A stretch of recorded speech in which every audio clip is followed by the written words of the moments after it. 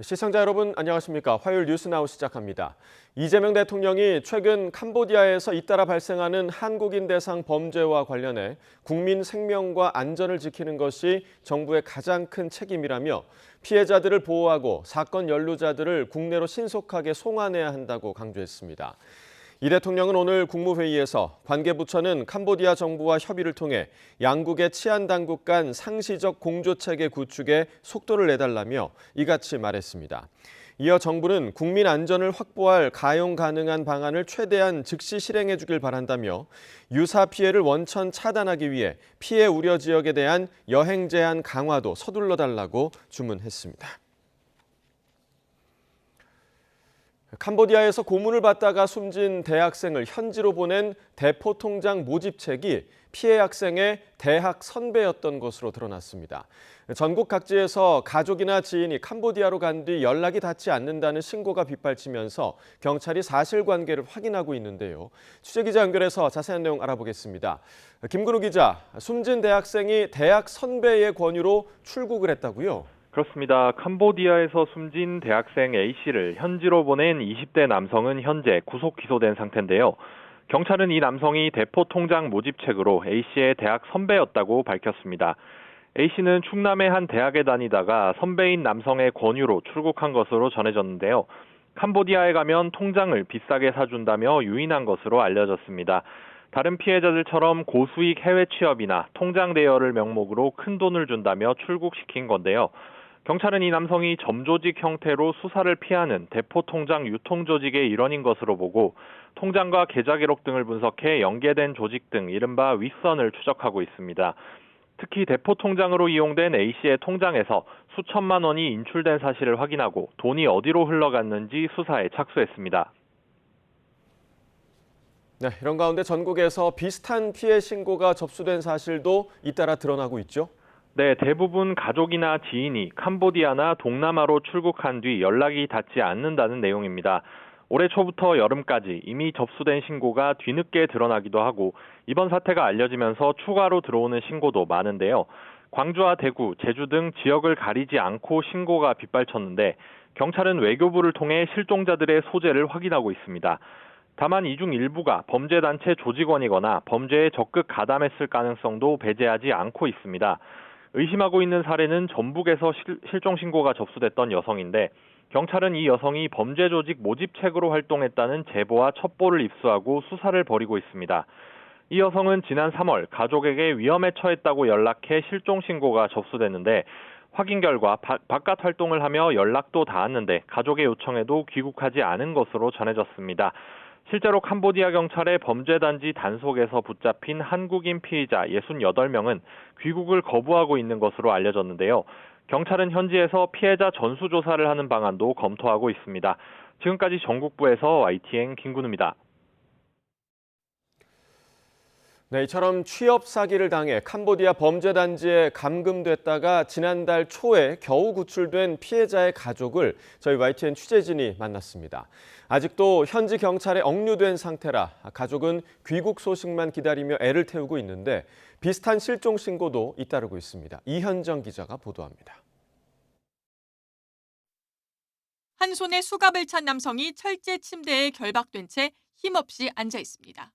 취업 사기를 당한 30대 남성 A씨가 캄보디아 최대 범죄단지 시아누크빌 숙소에 감금된 모습입니다. 침대에 수갑 차고 잘 때도 수갑 차고 잔다더라고요. 이런 데 다 뻘건 거 보니까 엄청 맞은 것 같더라고요. A씨는 지난해 5월 IT 관련 업무를 하면 고수익을 주겠다는 약속을 받고 캄보디아로 향했습니다. 돈을 많이 벌어서 엄마 호강시켜줄게. 걱정하지 말고 돈 많이 벌어 갖고 올게. 그러면서 간 거예요. 그런데 막상 도착한 회사는 여권과 휴대전화를 모두 빼앗고 보이스피싱을 시키는 범죄 조직이었습니다. 신고하면 고문하겠다는 협박까지 이어졌고 조직원 20여 명이 탈출하지 못하도록 24시간 내내 감시했습니다. 다른 피해자가 간신히 구조 요청에 성공하면서 A씨도 지난달 초 현지 경찰에 구출됐지만 조사가 끝나지 않았다는 이유로 지금까지 경찰서 유치장에 구금된 상태입니다. 3명이가 있었다더라고요. 그때 생각하고 말을 막 눈물이 나고. 겨우 한국으로 돌아온 피해자들 역시 정상적인 일상생활이 어려운 상황. 20대 남성 B 씨 역시 지난해 10월 허위 구인 광고를 보고 캄보디아에 입국했다가 일주일 감금 끝에 교민 도움으로 탈출했는데 귀국한 지 1년이 가까이 지났어도 후유증은 여전합니다. 갔다 와서 한참 밖에도 나가지 않고 사람들이 자기를 감시하고 있다는 등 약간 불안해하고 현지 교민들은 지금도 비슷한 실종 신고가 잇따르고 있다며 범죄 단지에서 위험을 무릅쓰고 탈출하다 크게 다친 경우도 있다고 말합니다. 맞은 그런 그대로 해서 도망쳐 나오고 어떤 친구들은 2층, 3층에서 뛰어내려가지고 다리 다쳐서 오는 친구들도 있고 그래요. 현재로서는 캄보디아 취업 사기로 발생한 피해 규모를 가늠하기조차 어려운 가운데 실태 파악이 시급해 보입니다. YTN 이현정입니다. 네, 이처럼 캄보디아 납치 감금 사례가 잇따르고 있는 상황에서 여행차 방문한 경우까지 무차별적으로 범죄 조직의 손길이 뻗치고 있는 정황이 YTN 취재 결과 확인됐습니다. 출입국 과정에서 범죄 조직의 개인정보가 흘러간 건 아닌지 우려가 커지고 있는데요. 표정우 기자의 단독 보도입니다. 지난 8월 친구들과 함께 캄보디아 프놈펜으로 여행을 떠난 A씨는 입국 다음 날 중국어로 쓰인 수상한 문자 한 통을 받았습니다. 높은 급여와 숙소 제공을 조건으로 콜센터 아르바이트를 모집한다는 내용이었는데 마치 A씨를 아는 것처럼 콕 집어 외국인만 근무할 수 있다고 적혀 있었습니다. 어떻게 딱 도착하자마자 그 다음날 메시지가 딱 들어오냐고. 이런 문자를 받은 건 A씨뿐만이 아니었습니다. 함께 온 지인에게도 같은 문자가 발송된 겁니다. 당시 수상하게 여긴 A씨 일행은 문자에 답하지 않았는데 뒤늦게 캄보디아에서 돈벌이를 미끼로 한국인 납치 감금이 잇따른 사실을 알고 가슴을 쓸어내렸습니다. 일행이 3명이 갔는데 2명한테 그 비슷한 메시지가 왔어요. 얘네들이 정보를 어디서 그걸 입수를 했느냐. 한국에서 캄보디아로 꿰어내는 기존 수법과 달리 여행기 곁에 먼저 접촉해 온 건데 출입국 과정에서 개인정보가 범죄 조직에 유출된 것 아니냐는 우려가 나옵니다.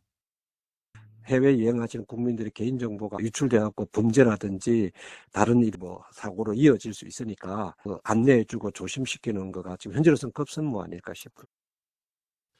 전문가들은 고수익 아르바이트 모집에 응하는 순간 유출된 개인정보를 발판으로 행해지는 범죄의 수렁으로 빠져 헤어나오기 어렵다고 강조합니다. YTN 표정호입니다. 한국인 대상 범죄가 폭증한 캄보디아에 경찰 주재관을 증언해달라는 요청이 있었지만 업무량이 그다지 많아지지 않았다는 이유로 거절된 것으로 확인됐습니다. 국회 행정안전위원회 소속 더불어민주당 위성곤 의원이 받은 자료를 보면 행안부는 지난해 주 캄보디아 대사관 경찰 주재관을 증언해달라는 외교부의 요청을 불승인했습니다. 행안부는 요청을 받아들이지 않은 이유로 사건 발생 등 업무량 증가가 인력 증원 필요 수준에 못 미친다는 점을 들었습니다. 국정감사 이틀째인 오늘 무려 14개 상임위원회가 진행되고 있습니다.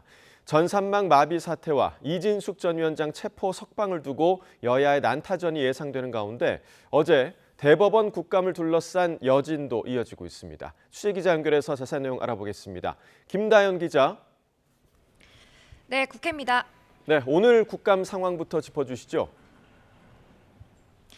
네, 말씀하신 것처럼 국감 이틀째인 오늘 무려 상임위원회 14곳이 동시 가동됩니다. 어제에 이어 오늘도 법사위 국감이 열리고 있는데요. 오늘은 법무부가 대상이라서 검찰청 폐지를 포함한 수사 기소권 분리 또 특검 수사에 대한 얘기가 오가고 있습니다.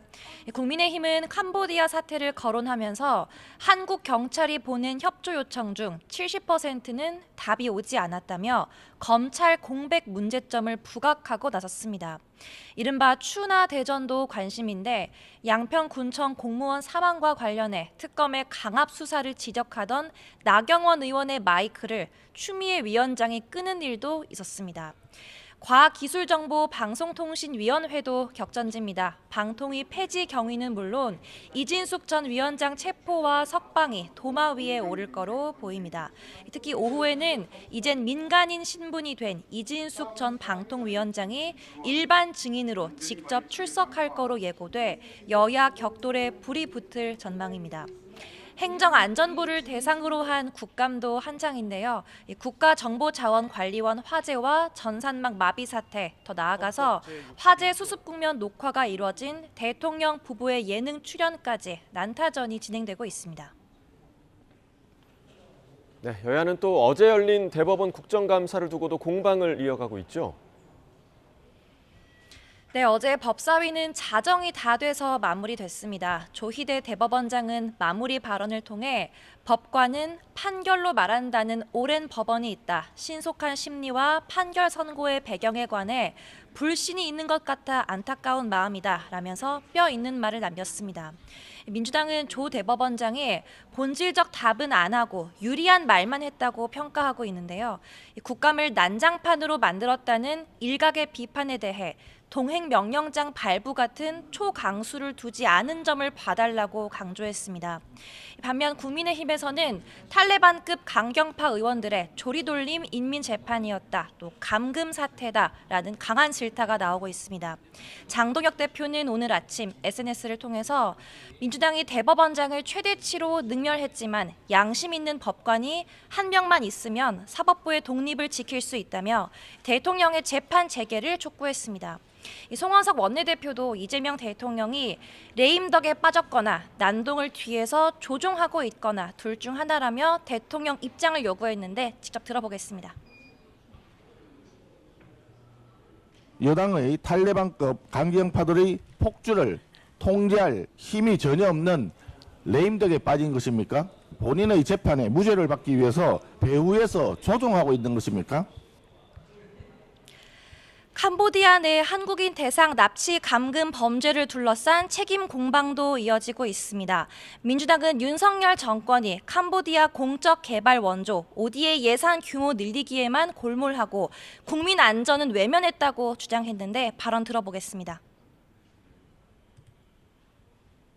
윤석열 정권이 캄보디아 ODA 사업 예산은 대폭 늘린 반면에 정작 국민의 생명은 뒷전이었다는 것이 밝혀졌습니다.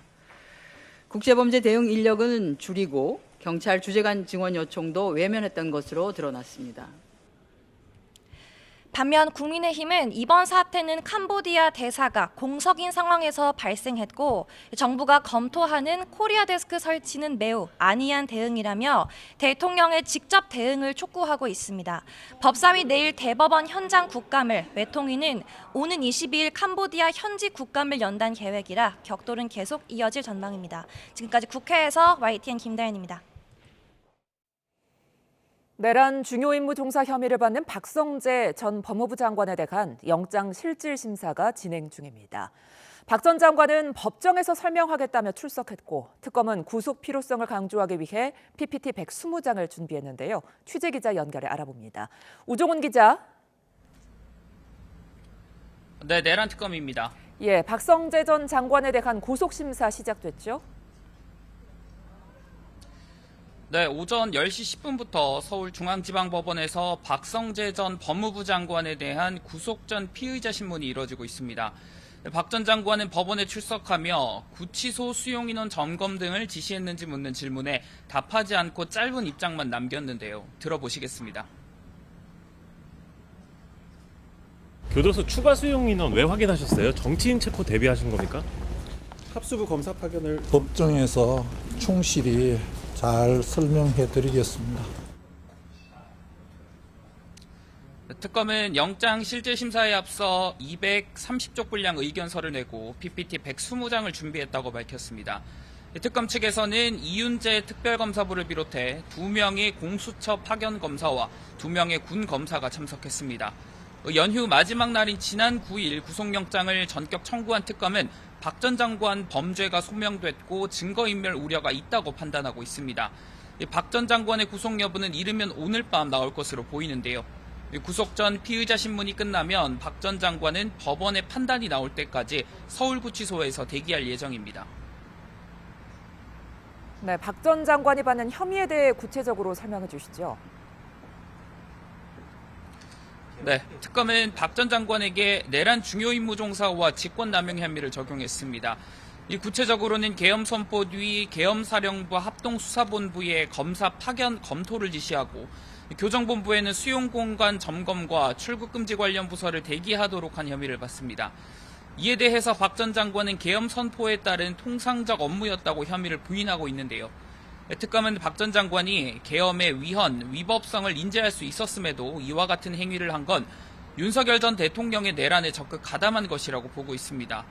이 박 전 장관의 구속영장 결과는 향후 심우정 전 검찰총장 수사에도 영향을 미칠 거로 보입니다. 심 전 총장은 계엄 선포 이후 박 전 장관과 3차례 통화한 거로 조사됐는데 특검은 이때 합동수사본부 검사 파견 검토 지시가 내려간 것으로 의심하고 있습니다. 지금까지 내란특검에서 YTN 우종훈입니다. 다른 특검 소식도 들어보겠습니다. 김건희 특검팀이 기소한 건진법사 전성배 씨는 오늘 첫 정식 재판을 받았습니다. 최상병 특검은 수사 외압 의혹에 연루된 이시원 전 대통령실 공직기강 비서관을 불러 조사하고 있습니다. 취재기자 연결합니다. 임예진 기자. 네, 서울 광화문 김건희 특검 사무실입니다. 네, 먼저 건진법사 전성배 씨 재판 끝났습니까? 네, 서울중앙지방법원은 오늘 오전 10시 특검이 기소한 전 씨의 첫 공판기일을 열었는데요. 30여 분 만에 종료됐습니다. 앞서 전 씨는 김건희 씨와의 친분을 이용해 청탁을 해주겠다며 기업 등에게서 금품을 받은 혐의로 재판에 넘겨졌습니다. 특검은 전 씨가 지난 2022년 윤영호 전 통일교 세계본부장으로부터 교단 현안 청탁과 함께 다이아몬드 목걸이와 샤넬 가방 2개를 받아 김건희 씨 측에 건넸다고 보고 있습니다. 전 씨는 같은 해 김건희 씨 최측근 유경옥 전 대통령실 행정관을 통해 물건을 다른 제품으로 교환한 것으로 파악됐는데요. 전 씨 측 변호인은 오늘 재판에서 교환한 물건들을 2년이 지난 작년에 돌려받았다면서도 물건을 건넬 당시 청탁을 하진 않아 알선수재죄는 성립하지 않는다고 혐의를 부인했습니다. 오늘 검사 측 신청으로 예정돼 있던 샤넬 직원 증인 신문은 전 씨 측이 반대 신문이 불필요하다고 해 무산됐습니다. 이런 가운데 김건희 특검은 구속 상태인 이기훈 삼부토건 부회장 겸 웰바이오텍 회장을 불러 웰바이오텍 주가 조작 관련 조사를 이어가고 있습니다. 네, 최상병 특검팀도 소환 조사를 진행하고 있죠. 네, 그렇습니다. 이시원 전 대통령실 공직기강 비서관이 오늘 오전 9시 30분 특검의 피의자 신분으로 출석해 조사를 받고 있습니다. 특검은 해병대 수사단이 재작년 8월 임성근 전 해병대 1사단장에 대해 업무상 과실치사상 혐의를 적용한 초기 조사 기록을 경찰에 넘겼을 당시 이 전 비서관이 여러 국방부 관계자와 소통하며 기록을 회수하는 데 관여한 것으로 보고 있습니다. 이 전 비서관은 오늘 특검에 출석하면서 윤석열 전 대통령이 박정훈 대령에 대한 처벌을 직접 지시했는지 등을 묻는 취재진에 조사에서 성실히 답변하겠다고만 답했습니다. 또 오후 3시에는 호주 대사 사건 관련해 김태효 전 국가안보실 1차장이 피의자 조사를 받게 됩니다. 김 전 차장은 지난 7월 최상병 수사 외압 의혹 조사에서 윤 전 대통령의 경로가 있었다고 입장을 바꾼 바 있습니다. 지금까지 김건희 특검 사무실에서 YTN 임혜진입니다. 지난 5월 서울 지하철 5호선에 불을 질러 시민들을 살해하려 한 혐의로 기소된 60대 남성 원모 씨가 1심에서 징역 12년을 선고받았습니다. 재판부는 원 씨가 개인적인 이유로 승객들을 위험에 빠뜨렸다고 지적했습니다. 취재기자 연결해 자세한 내용 알아봅니다. 신규혜 기자, 오늘 선고 내용 전해주시죠. 네, 서울 남부지방법원은 오늘 살인미수 등의 혐의로 재판에 넘겨진 60대 남성 원모 씨에게 징역 12년을 선고했습니다. 재판부는 원 씨가 이혼 소송 결과에 대한 불만이라는 개인적인 이유로 범행을 저질러 승객들을 다치게 했다고 지적했습니다. 또 사전에 범행 장소를 물색하는 등 범행을 치밀하게 계획했고 열차가 터널을 지날 때 불을 질러 승객들이 불안에 떨어야 했다고 강조했습니다. 다만 원 씨가 승객을 모두 살해하려는 확정적인 고의는 없었다는 점을 고려했다고 밝혔습니다. 앞서 원 씨가 지하철에 불을 지르는 장면이 공개되기도 했는데요. 160명에 대한 살인미수 혐의가 적용됐죠. 네, 지금 보시게 될 장면이 원 씨가 지하철에 불을 지를 당시의 모습인데요. 원 씨는 지난 5월 31일 오전 여의나루역과 마포역 사이 터널 구간을 달리던 5호선 열차 안에 휘발유를 뿌린 뒤 불을 붙인 혐의로 경찰에 체포됐습니다. 이 불로 지하철 승객 20여 명이 연기 흡입과 찰과상 등으로 병원 치료를 받았고 130여 명이 현장에서 응급처치를 받았습니다. 경찰은 원 씨를 구속 상태로 검찰에 넘겼고 검찰은 원 씨에게 방화 외에 승객 160명에 대한 살인미수 혐의도 적용했습니다. 원 씨가 한강터널을 지나는 지하철에 불을 질러 탑승객들의 신체와 안전에 중대한 위협을 초래했다고 본 겁니다. 검찰은 지난 6월 원 씨를 기소하면서 범행 당시 촬영된 영상을 공개했는데요. 그러면서 원 씨가 이혼 소송에서 불리한 결과가 나오자 피해망상적인 생각을 가지고 이 같은 범행을 한 것으로 확인됐다고 설명했습니다. 또 원 씨가 휘발유 3.6리터를 미리 구매한 뒤 서울 주요 지하철역을 배회하며 치밀하게 범행을 계획했다고 강조했는데요. 검찰은 지난달 결심 공판에서 원 씨에게 징역 20년을 구형했습니다. 지금까지 사회부에서 YTN 신기입니다. 삼성전자가 올해 3분기 시장 전망치를 웃도는 깜짝 실적을 냈습니다. 영업이익은 10조 원을 돌파했고 매출은 역대 최대를 기록했는데요. 경제부 취재기자 연결합니다. 최하영 기자, 삼성전자 3분기 실적 기대 이상으로 잘 나왔군요. 네, 말 그대로 깜짝 실적입니다. 삼성전자는 연결 기준 올해 3분기 영업이익이 12조 1천억 원으로 잠정 집계했습니다. 지난해 같은 분기보다 31.8% 증가한 수준입니다. 증권가 전망치인 10조 원대를 훌쩍 뛰어넘었는데요. 분기 영업이익이 10조 원을 돌파한 건 지난해 2분기 이후 5개 분기만이자 지난 2022년 2분기 이후 3년여 만에 최대 영업이익입니다. 이와 함께 매출은 분기 역대 최대를 기록했습니다. 지난해보다 8.7% 늘어난 86조 원으로 삼성전자의 매출이 80조 원을 넘어선 건 이번이 처음입니다. 예, 오늘 삼성전자 주가도 들썩였는데 실적이 잘 나온 이유는 뭡니까? 네, 그동안의 부진을 털고 반도체 부문이 실적 개선을 견인한 것으로 보입니다. 이 사업부별 세부 실적은 공개되지 않았지만 증권가에선 반도체 사업 영업이익이 6조 원가량에 이를 것으로 예상하고 있습니다. 2분기 4천억 원과 비교하면 실적이 크게 반등됐을 것으로 전망됩니다. 최근 범용 디램 가격 상승과 고대역폭 메모리 출하량이 증가한 게 이 수익성 개선에 영향을 미친 것으로 풀이되고요. 그동안 아픈 손가락으로 여겨졌던 반도체 위탁 생산, 파운드리 사업이 적자폭을 줄이며 힘을 보탠 것으로 분석됩니다. 이런 실적 개선에 힘입어 삼성전자 주가는 장 초반 9만 6천 원까지 오르며 52주 신고가를 경신했고 SK하이닉스도 한때 4% 넘게 급등했는데요. 현재는 삼성전자가 하락세로 돌아섰고 SK하이닉스도 상승분을 일부 반납한 상태입니다. 반도체주 강세의 코스피는 장초반 3,640선을 돌파하며 사상 최고치를 경신했다가 지금은 3,610선에 머물고 있습니다. 지금까지 경제부에서 YTN 최하영입니다. 스콧 베선트 미국 재무장관은 주말 새 미중 간에 상당한 소통이 이루어져 트럼프 대통령이 시진핑 중국 국가주석과 만날 거라고 말했습니다. 경주에서 열릴 미중 정상회담 성사 가능성이 커지면서 지난주 금요일 급락했던 뉴욕 증시 3대 지수는 일제히 급반등했습니다. 뉴욕에서 이승윤 특파원입니다. 스콧 베선트 미국 재무장관은 미중 간에 상당한 소통이 있었다면서 트럼프 대통령이 시진핑 중국 국가주석과 한국에서 만날 예정이라고 밝혔습니다. It was a mistaken attempt to try to gain leverage before the two leaders meet in Korea in October. It was a miscalculation, but we are communicating now. I am confident that we can move forward. 또 트럼프 대통령이 중국에 대한 100% 추가 관세는 11월 전에는 발효되지 않을 것이라고 말했다고 전했습니다. 베선트 장관은 미중 긴장이 상당히 완화됐다면서도 중국의 히토류 통제는 자유세계 전체의 공급망과 산업 기반에 바주카포를 겨눈 것이라고 비판했습니다. 이어 중국이 협상에 열려있지 않다면 미국 측에선 중국의 히토류 통제 조치와 동등하거나 더 공격적인 지렛대가 있다고 언급했습니다. 일단 미중 모두 확전을 자제하고 대화로 해결책을 찾으려는 모습에 지난주 금요일 동반 급락했던 뉴욕 증시 3대 지수는 일제히 급등했습니다. 세계 190개국의 재무장관과 중앙은행 총재들이 모인 이번 워싱턴 세계은행 IMF 연차 총회의 이슈도 미중 보호무역주의 문제가 지배할 전망입니다. 베스턴트 장관이 이번 기회에 미중 협상 파트너 간의 다수의 실무급 회의가 열릴 것이라고 언급한 만큼 한국 경주에서 열릴 미중 정상회담 의제 사전 조율이 치열하게 이루어질 것으로 보입니다. 뉴욕에서 YTN 이승윤입니다.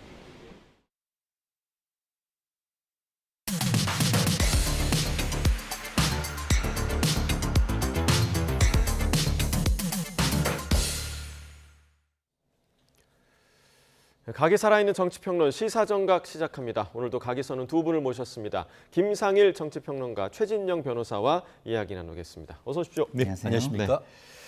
자, 지금 많은 충격을 주고 있는 캄보디아 우리 국민 납치 사건. 올해 신고 건수만 지금까지 300건이 넘었다고 하고요. 또 이 내용을 들여다보면 사실 저희가 범죄 영화를 많이 보지만 범죄 영화를 좀 넘어선 수준이 아닐까라는 생각까지 듭니다. 국회 외통위에서 오는 22일에 캄보디아에 가서 현장 국감을 하겠다 이렇게 계획을 좀 밝혔는데 그만큼 좀 아주 심각한 사태인 것 같아요. 그렇죠. 이거는 심각하다는 표현을 넘어서 국가 실패죠. 국가 실패. 그러니까 국가가 자국민의 생명을 보호하는 게 제1 의무라고 한다면 그 부분이 실패하고 있는 것을 보여주고 있는 것입니다. 그런데 정치권은 이런데 제일 우선적인 힘을 써야 되는데 정쟁에만 지금 몰두하고 있으니 국민들은 얼마나 참담할 것인가 이런 부분을 좀 생각해야 할 것 같고요. 어쨌든 박찬대 의원이 이게 국감이 아닌 때 이렇게 했으면 저는 거의 국민 영웅 됐을 거라고 봐요. 근데 그나마 어쨌든 국감이 정쟁 국감에서도 이런 거를 발굴해서 국민의 생명을 구해냈다는 거에 대해서는 박찬대 의원에게 크게 저는 박수를 쳐드리고 싶고요. 다른 의원들도 제발 국민의 생명 안전 그리고 삶, 민생을 좀 발전시키고 좋게 만들 수 있는 일에 정쟁보다는 신경을 써달라 이런 말씀을 드리고 싶습니다. 네, 지금 범죄 조직으로 인해서 우리 국민이 폭행을 당하고 고문을 당하고 심지어는 살해까지 당하는 그런 상황인 건데 그래서 지금 정치권에서 여야를 막론하고 군사작전이 필요하다 이런 얘기까지 나오고 있더라고요. 정말 이게 나라냐 이런 얘기가 나오고 무엇을 상상하건 영화보다 더 리얼한 현실이 지금 벌어지고 있는 것에서 국민들이 충격을 받고 있는 것 아니겠습니까? 그러다 보니까 지금 국가 대 국가에서 군사력을 이용한다는 것은 사실 그 상대방 국가에 대해서 동의받지 않으면은 이게 주권을 침해하는 그런 문제가 있습니다. 그럼에도 불구하고 이와 같이 정치권에서 이런 얘기가 나오는 것은 이만큼 사태의 심각성이 있다는 것을 하나의 어떤 레토릭으로 어떻게 보면 얘기를 하는 것이다라고 하는데 결국 이 부분과 관련해서는 그 정도의 강한 의지를 가지고 지금 캄보디아 정부와 협의를 통해서 이 사안에 대한 원인을 밝히고 향후에 이런 일이 더 벌어지지 않도록 어떤 대책을 만들자는 것 아니겠습니까? 지금 들리는 말 같은 경우에는 인도 같은 경우에는 가까이 있으면서 사실상 캄보디아를 상대로 해서 군사작전 같은 것을 해서 실제로 자국민들을 보호했다는 그런 얘기가 나오니까 이런 얘기도 있습니다만 우리나라 같은 경우에 현실적으로 그렇게 하기는 어렵죠. 왜냐하면 아까 말씀드린 것처럼 유엔 헌장에 따를 때 함부로 군대를 못 보냅니다. 그렇기 때문에 우리가 경찰력을 얘기를 하는 것이고 지금 같은 경우에도 국가수사본부 본부장이 직접 캄보디아로 날아가서 그쪽 수사당국과 협의를 해라라는 얘기가 있는데 아세안의 어떤 나라보다 지금 캄보디아 같은 경우에는 사실 예전부터 상당 부분 어떤 공산사회 이런 쪽이다 보니까 실질적인 어떤 경찰력에 있어서의 교류가 쉽지 않다라고 합니다. 하지만 쉽지 않다 하더라도 이 정도의 어떤 문제의 심각성이 있다고 하면은 이 부분에 대해서 헌법상 따르는 재외 국민에 대한 보호 의무, 국민의 생명, 신체, 재산에 대한 안전을 지킬 국가의 의무를 다하기 위해서 한시라도 빨리 뭘 해야 되는데 아까 얘기한 것처럼 뭘 대책을 세우라 했는데 거기에 대사가 없네? 이게 도대체 뭡니까? 그렇기 때문에 전임 정부를 탓하기 이전에 이번 이재명 정부에서 신속하게 컨트롤 타워를 두는 식의 어떤 전책이 필요한 것이 아닌가 생각합니다. 자, 지금 상황이 심각하다는 부분은 공동의 인식이고요. 그런데 그러면 이 사태가 왜 이렇게까지 지금 발생을 하고 있느냐? 그러니까 그 원인에 대해서는 지금 여야에 서로 시각차가 있는 것 같습니다. 오늘 아침 어떤 이야기가 나왔는지 함께 들어보겠습니다.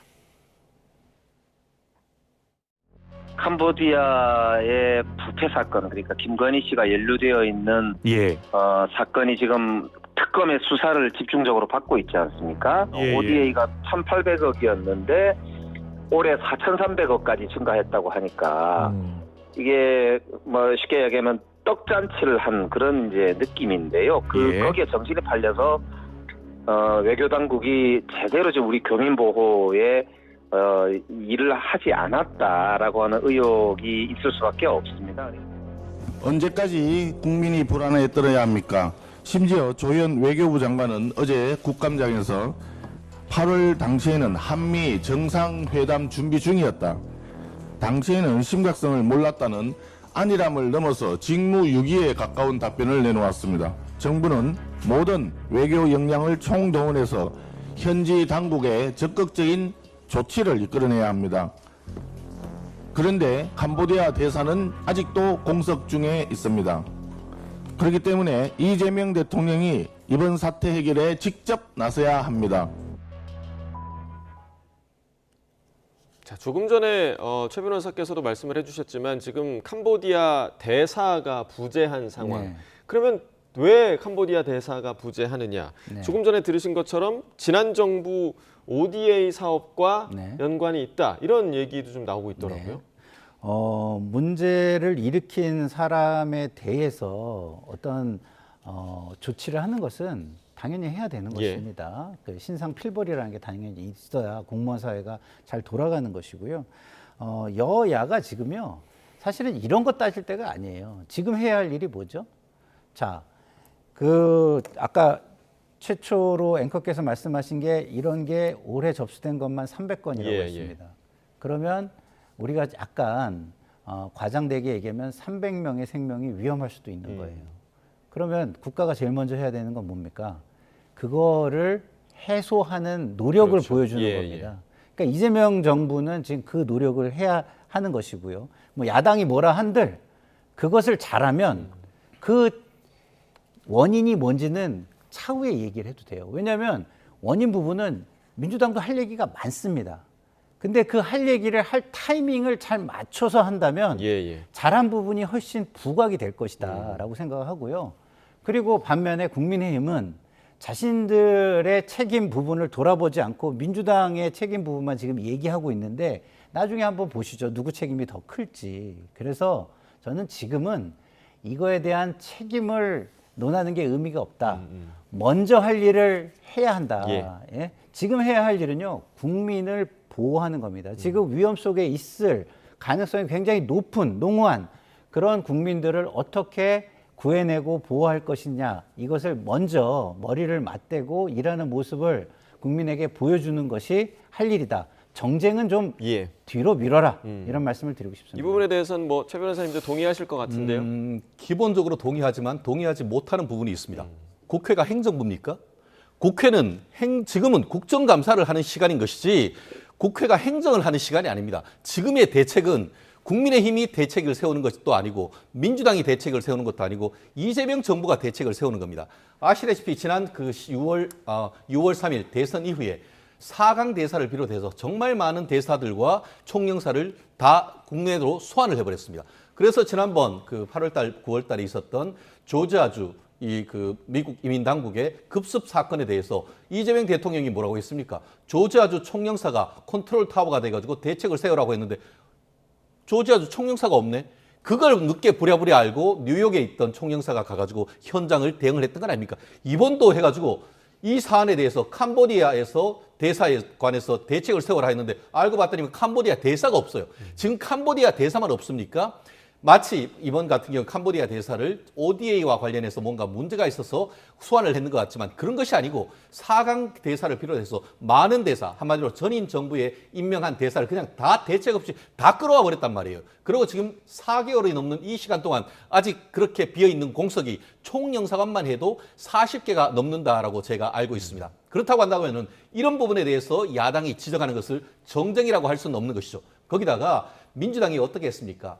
지난 윤석열 정부에 뭔가 있어서 그 전임 정부에 대해서 뭔가 문제를 삼으면 매일 했던 얘기가 돌아가는 풍차처럼 전임 정부 탓 언제까지 할 것이냐 했습니다. 그렇다고 하면은 현 정부에서 뭐가 해야 되는 것이지 이 또한 마찬가지 아닙니까? 미국에서 그와 같은 이민 당국에 이게 체포 감금이 있었던 그런 것에 대해서도 대책이 제대로 되지도 않았고 이번에도 똑같은 거 아닙니까? 이런 부분에 대해서 야당이 문제를 제기하고 그에 대한 대책을 강구하라고 얘기하는 것이 바로 국정감사라는 점 말씀드리고 싶습니다. 제가 여기에 반론을 안 드릴 수가 없는 게요. 자, 이게 최근에 있었던 일인가요? 아니잖아요. 쭉 몇 년 전부터 있었던 일입니다. 그러면 이런 일이 윤석열 정부에서는 왜 한 번도 드러나지조차 않았죠. 대사도 계시고 다 그랬는데 그런 식으로 말씀을 하시면 안 되는 거예요. 물론 이재명 정부에서 대사 임명이 늦어진 것도 저는 일부 책임이 있을 수 있다고 봅니다. 그런 것도 인정을 저는 해야 된다고 봐요. 그렇지만 외사 인력을 줄이고 그다음에 그 국정 운영에 있어서 굉장히 경도된 그리고 독선적인 국정 운영을 하면서 굉장히 뭐랄까요? ODA나 이런 부분에 그 문제를 만들어낸 것도 큰 원인이 될 수가 있는 겁니다. 그런 건 좀 나중에 따지자는 얘기예요. 그리고 그거는 국감에서 다 해야 되는 거 맞습니다. 그러나 지금은 가장 중요한 국감에서 해야 되는 건 행정부에게 이런 국민의 생명을 어떻게 구해낼 것인지 그리고 안전을 어떻게 보장할 것인지 이런 걸 먼저 하고 그다음에 과거의 잘못된 부분은 차차 따지는 게 우선순위가 맞다는 말씀을 드리는 겁니다. 조금 전에 이제 타이밍을 얘기를 해주셨지만 어찌됐든 국내 생명을 최우선시해야 하는 타이밍이라는 점은 아마 모두가 동의할 부분인 것 같습니다. 자, 어제부터 국정감사가 시작이 됐는데요. 특히 어제 국회 법사위에서 대법원 국감이 열렸는데 이 대법원 국감에 조희대 대법원장이 출석을 하면서 역대급 소란이 벌어지기도 했습니다. 그 모습 영상으로 함께 보겠습니다.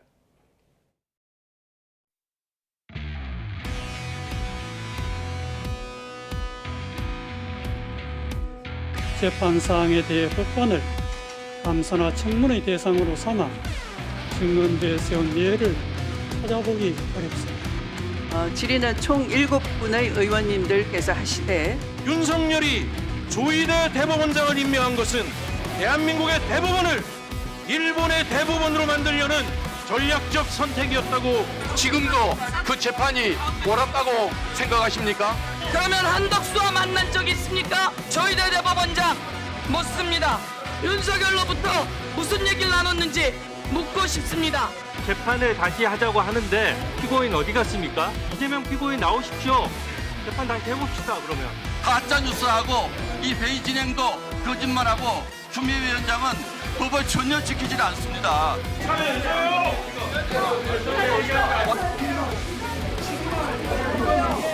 신속한 심리와 판결 선고의 배경에 관하여 불신이 있는 것 같아 안타까운 마음에 사적인 만남을 가지거나 해당 사건에 대한 대화나 언급을 한 사실이 없었다는 점을 다시 한번 분명하게 말씀드립니다.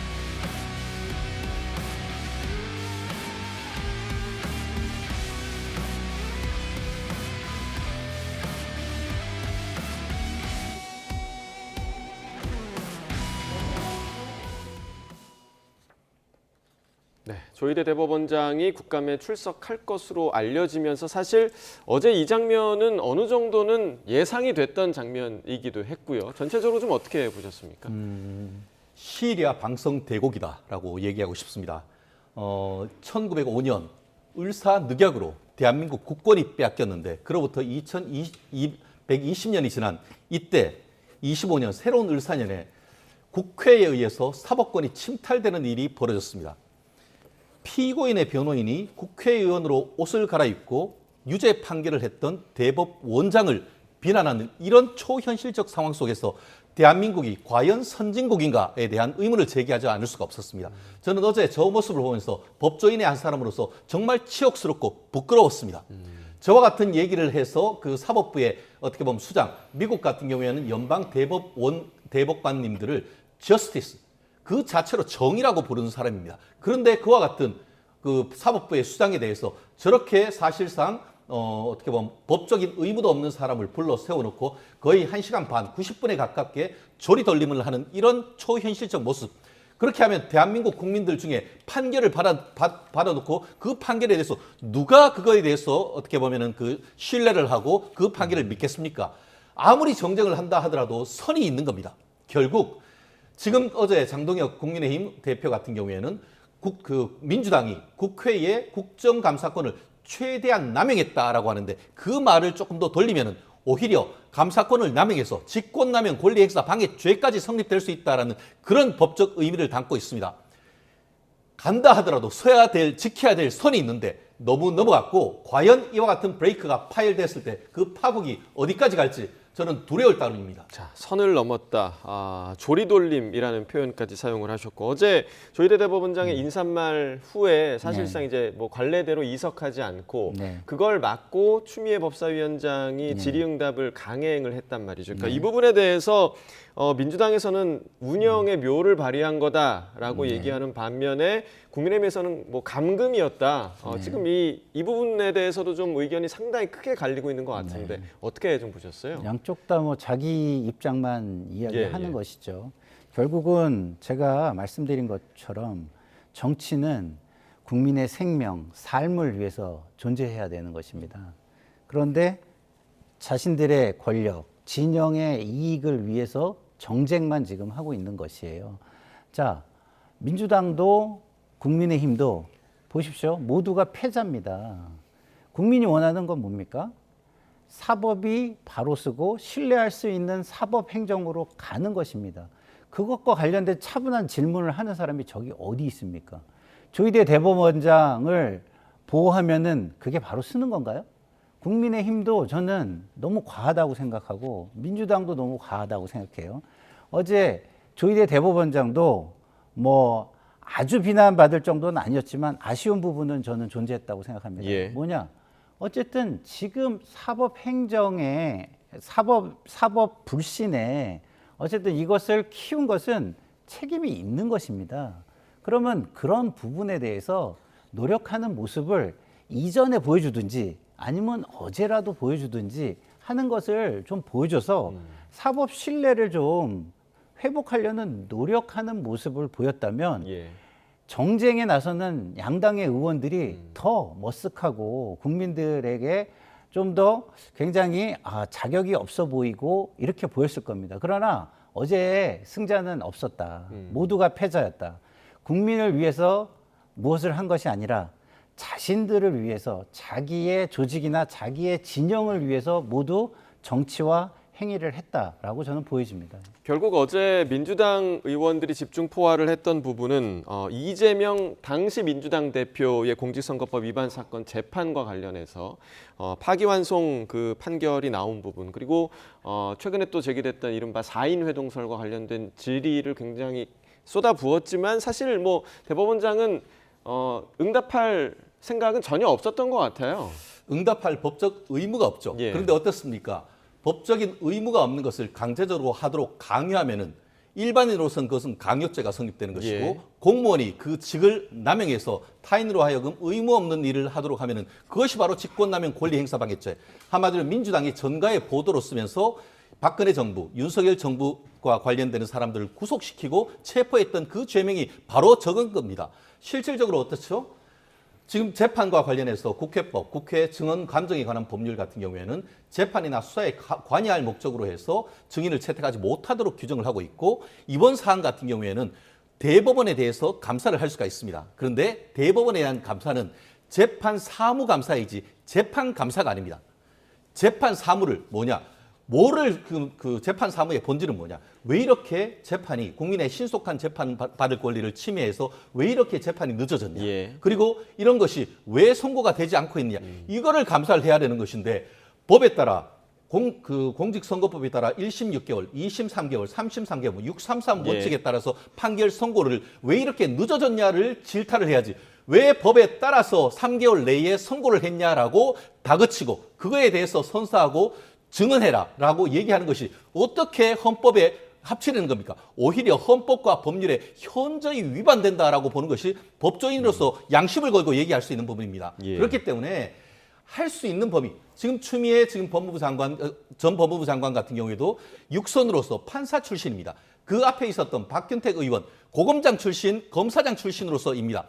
정말 본인이 국회의원이 아니라고 하면은 저런 상황을 벌일 수가 있는 것인지 저도 제 그 소셜 미디어에 수많은 어떤 법조인들이 있습니다만 어제 저와 같은 그 얘기를 보면서 거의 일치되게 저것은 아니다라는 얘기가 내는 것은 이것은 단순히 여야 정쟁의 무대가 아닌 것이고 사법부는 제3자 우리가 한일전을 한다 하더라도 앞에 있는 심판은 공정해야 되는 것 아닙니까? 그 심판을 공격하려고 그 심판을 찍어내버린다고 하면은 그 공정한 어떤 룰이 이루어지겠습니까? 그렇다는 점에서 저는 이러한 것이 망국으로 가는 대한민국이 후진국으로 가는 지름길이었다. 정말 해외에 토픽에 나올 감이 아니었나 싶어서 얼굴이 화끈거립니다. 네, 지금 지적해 주셨던 그 이 대통령 사건 관련된 부분은 그러니까 어제 천대엽 법원행정처장이 얘기를 했더라고요. 그러니까 1, 2심 자체가 너무 지연됐던 거 아니냐. 그렇기 때문에 지연된 정의는 정의가 아니다. 이런 말을 하기도 했어요. 그러면은 지연된 정의들이 너무 많은데 그럼 그건 어떡하죠? 그러니까 자기 주장인 거예요. 자기 주장은요, 국민에게 인정을 받아야 됩니다. 우리 최 변호사님께서 법적 책임이 없다 답변할 이렇게 말씀하셨잖아요. 그렇게 따지면 지금 저기서 질의하는 국회의원들은 면책 특권이 있기 때문에 법적 책임이 없어요. 그렇게 보는 게 아닙니다. 국민 정서와 국민 신뢰에 반하지 않도록 정치적 책임과 공무원으로서의 윤리적 책임을 져야 되는 거예요. 그러면 조희대 대법원장도 자기가 잘못한 부분은 인정을 해야 되는 겁니다. 제가 볼 때 그 부분은 뭐냐? 왜 유독 이재명 사건만 일관성과 공정성이 의심받도록 빠르게 진행을 했냐는 거예요. 그 전에 다른 것들도 그런 식으로 하는 모습들을 보여줬다면 국민들이 이거 선거 개입 같네? 라는 생각을 할까요? 그러면 국민들이 그렇게 생각하는 게 죄입니까? 조희대 대법원장의 행위의 결과 아닙니까? 그걸 국민을 탓할 수 있습니까? 그럴 수 없는 겁니다. 그게 정치적 책임이고 정무적 책임이고 직업 윤리적 책임인 것이죠. 그러면 그런 것들이 있다면 조희대 대법원장도 그것을 회복하는 노력을 하는 모습을 최대한 보여줘야 되는 거예요. 물론 정치권이 잘했다는 것이 아닙니다. 저렇게 정쟁을 하니까 공무원들이 자기 할 일을 못해요. 공무원들이 직업의 안정성이 있지만 자기의 직업이 안정적이라고 생각을 못합니다. 자기 일에 집중할 수가 없습니다. 외교관도 못하고 법관도 못하고 검찰도 못하고 아무도 못하는 거예요. 왜? 정치권이 저렇게 싸우니까 그거에만 관심이 가고 그거에 따라서 자신의 신분도 굉장히 불안정해지기 때문입니다. 제발 정쟁은 좀 그만하시고 여기 패널로 나와서도 저는 정쟁이 될 만한 건 좀 자제했으면 좋겠다. 좀 발전적인 얘기를 했으면 좋겠다라는 말씀을 드립니다. 짧게 말씀드리겠습니다. 아시다시피 국회의원의 면책 특권은 누구를 주어 때릴 수 있는 어떤 자유가 아닙니다. 국회에서의 발언, 그것이 설령 명예훼손 발언이라 하더라도 그 발언을 명예훼손이나 아니면 모욕으로 처벌하지 않는다는 것일 뿐인 것이에요. 그런데 지금은 발언이 아니고 출석할 의무가 없는 사람을 강제적으로 오게 하는 것은 그렇게 해서 밖으로 나가지 못하는 것이 감금죄가 된다는 것이고 말씀드린 것처럼 국회에서 지금 현재도 이재명 대통령에 대한 사법 리스크 2심 재판은 진행되고 있단 말이에요. 그 진행되고 있는 재판에 관여되는 것이 100% 확실한 거 아닙니까? 그런 것에 대해서는 국회법과 증언감정법에 증인으로 채택하지 못하도록 돼 있단 말이에요. 그와 같은 것을 못하도록 돼 있는데 그렇게 하는 것 자체가 잘못됐다는 것이지 말이 아니에요. 결국 이것은 한번 해보십시오. 실질적으로 지금 국민의힘에서 이 사안에 대해서 형사 고소를 할 경우에는 제가 봤을 때는 검찰이든 그것이 공수처든 분명히 수사에 착수할 수 있을 만한 사안인 것이고 법원에 갔을 때 어떻게 판단할 것인지 저는 지금 평론가님 말씀하시는 것과 사뭇 다른 결과가 나올 가능성이 높다고 봅니다. 저는 이게 3권 분립이 돼 있고 각각의 분야에서의 자제를 하게 돼 있습니다. 국회에서 이루어지는 저런 거를 사법부가 개입한다?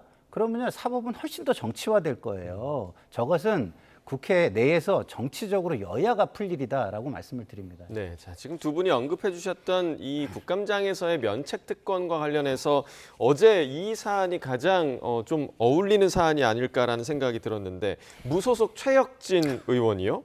조희대 대법원장 얼굴에 도요토미 히데요시 사진을 합성을 해서 흔드는 장면이 있었습니다. 자, 이 부분에 대해서 여야가 어떻게 평가했을지 그 내용을 함께 들어보겠습니다. 국회의원의 질의에 대해 제가 평가하는 것보다는 국민이 그걸 보셨고 그리고 법원에서는 왜 저런 얘기를 들을 수밖에 없었는지 돌아보아야 된다 이렇게 생각하고 있습니다. 적으로 이런 모습들이 이렇게 뉴스에 나가고 또 이렇게 방송이 됨으로써 결과적으로 조희대 대법원장을 국회에 불러놓고 그렇게 압박하고 망신 주고 했다. 뭐 이런 프레임으로 갇히지 않겠습니까? 도움이 되지 않았다고 생각합니다. 그러니까 배워도 한참 잘못 배운 거예요. 자, 이 행동이 정치적으로도 좀 역풍이 불 거다 이렇게. 결국은 이 모든 것은 이재명 대통령의 국정 운영 지지율과 집권당인 민주당에 대한 국민적 신뢰를 날려버리는 그런 정말 바보스러운 행동이었어요. 수준이 너무 낮지 않습니까? 좀 죄송한 말씀이지만 제 옆자리예요. 그분이 이제 무소속인데 다음에 어떻게든 의원 배치 한번 달려고 하면은 혹은 또 다른 직위를 받으려고 하면 민주당에 잘 보여야 되나 봐요. 말도 안 되는 내용 막 읽고 거기서 그림 흔들고 그걸 보고 또 극렬히 지지해 주는 분들이 있으니까. 네, 우리가 국감을 한번 지나고 나면 늘 이번 국감 스타는 누구인가 이런 얘기를 늘 하잖아요. 맞습니다. 최혁진 의원이 그런 생각을 했던 걸까요? 어떻게 좀 평가하세요? 저렇게 해가지고 스타가 어떻게 됐죠? 강성 지지층의 환호는 받을 수 있을지 모르지만 상식이 있는 절대 다수의 국민에게는 정치인 자격이 없다라고 느껴질 것입니다. 물론 제가 법적 책임 아까 얘기할 때는 우리 최 변호사님이 그 얘기를 했기 때문에 제가 그걸 받아서 하는 차원에서 그랬지 법적 책임이 없다고 해서 저렇게 할 수 있는 게 아닙니다. 해서는 안 되는 겁니다. 제가 말씀을 드렸듯이 직업 윤리라는 게 존재를 해요. 모든 직업에는. 국회의원으로서 해야 되는 윤리에 저는 굉장히 어긋나고 저것은 정치적 책임을 국민 앞에 져야 되는 행위라고 봐요. 어쨌든 3부의 요인입니다. 그 중에 한 사람의 얼굴을 저렇게 해가지고 정말 얼마나 모욕적이겠습니까? 제 얼굴을 갖다 저렇게 든다면 저는 바로 앞에서 싸움 날 것 같은데요. 저렇게 하고 그리고 조요토미 히데요시 이게 도대체 무슨 말입니까? 그리고 일본 법원을 만들려고 했다? 도대체 무슨 근거로 이 대한민국에서 그런 말도 안 되는 진짜 소설로 써도 읽히지 않을 만한 이야기를 하시는지 저는 잘 모르겠고요. 저분이 저 자리에 앉아있을 저는 자격이 없고 그 정도를 판단할 국민의 의식 수준이 저는 된다라고 생각을 합니다. 네, 자, 여야 모두의 비판, 비난이 있었던 최혁진 의원의 발언과 또 퍼포먼스가 아니었나 좀 생각이 드는데 어떻게 좀 보셨습니까? 요즘 노벨상 수상이 이어지고 있는데요. 노벨상 수상감이 아니고 노벨의 반대, 이그 노벨상의 수상감이 아닌가 생각합니다. 사람들로 하여금 어떻게 보면은 혐오를 일으키는 발언 아니겠습니까? 어떻게 대한민국 사법부의 수장을 대한민국 조선을 침입한 어떻게 보면은 그 토요토미 히데요시의 얼굴에 저렇게 비유하는 것인지 저는 도대체 정말 저 두뇌 속을 상상할 수가 없을 것 같습니다. 그리고 민주당은 그나마 직무와 관련해 가지고 지금 지난 5월 초에 이재명 민주당 후보에 대한 어떤 그 공직선거법과 관련해서 묻는 것, 그것은 그래도 말씀하신 것처럼 재판 감사인지 재판 사무감사인지 그런 논란이 있지만 그나마 관련성이 있다라고 하는데 무슨 뜬금없이 갑자기 일본과 관련되는 무슨 얘기를 하려고 하는지 도대체 그 관련성을 저는 이해할 수가 없습니다.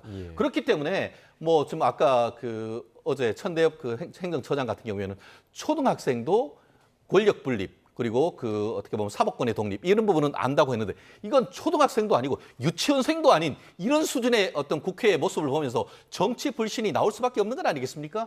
그리고 지금 저분 같은 경우에는 최근에 이른바 4인 회동설 조희대 대법원장과 한덕수 국무총리가 4월 4일 날 어떻게 보면 같이 모여가지고 뭔가를 회의했다는 문제 제기를 열린공감TV라고 같이 했던 분입니다. 그러면은 저는 저렇게 제안을 드립니다. 저 자리가 아니고 정말 본인이 제보가 있었고 뭔가 있었다고 하면 외부에 나와서 YTN에 나와서 떳떳하게 한번 그 얘기를 해보시라고 하십시오.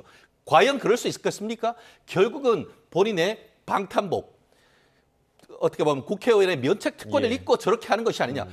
그리고 저 정도의 어떤 것이 된다고 하면 지금 대법원 판례에 의할 때도 면책 특권의 한계를 넘어도 한참 넘는 것이 아닌가 하는 비판이 충분히 가능하다고 봅니다. 네. 자, 이제 내일은 또 이제 대법원의 국감이 있습니다. 현장 국감이 예정돼 있는데 어제와 같은 조희대 대법원장을 둘러싼 난타전이 계속될지 좀 지켜볼 부분이고요. 오늘은 법무부 국정감사가 현재 열리고 있습니다. 정성호 법무부 장관이 출석을 했는데 일단 검찰 개혁과 관련한 이야기가 주가 될 것 같은데 지금 뭐 당정 간의 온도 차이를 보이고 있었던 부분 좀 정리가 될까요? 이 자리에서 좀 어떤 얘기가 오갈까요? 뭐 기본적으로 정부 종합 TF가 만들어져 가지고 개혁의 어떤 디테일한 규정들을 정리하는 과정에 있는 것으로 알고 있고요. 그런 것들을 정말 국민에게 피해가 되지 않도록 정말 그 수술하고 깨어나면 그 수술하는 과정은 마취가 돼서 모르고 그 결과 깔끔한 수술이 된 치유된 결과만 볼 수 있는 그런 것을 하기 위해 정성호 장관이 노력하고 있다. 이렇게 저는 말씀을 드릴 수 있을 것 같고요.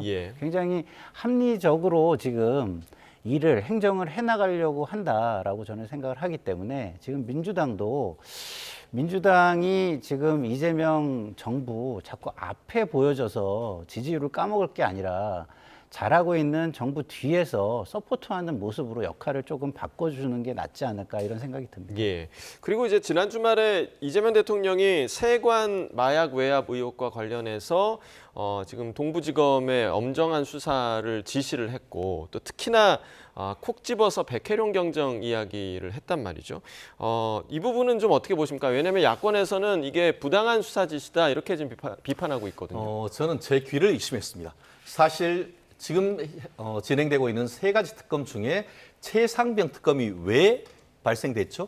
최상병 사건의 처리와 관련해서 이른바 대통령의 경로설, 수사를 진행하고 있는데 대통령이 회의하는 도중에서 그렇게 사건 처리하면 되느냐라고는 그 경로설에 따라서 결국 수사가 왜곡됐다라고 하면서 지금 그 특검까지 하고 있지 않습니까? 지금 현재의 검찰청법에 어떻게 돼 있습니까?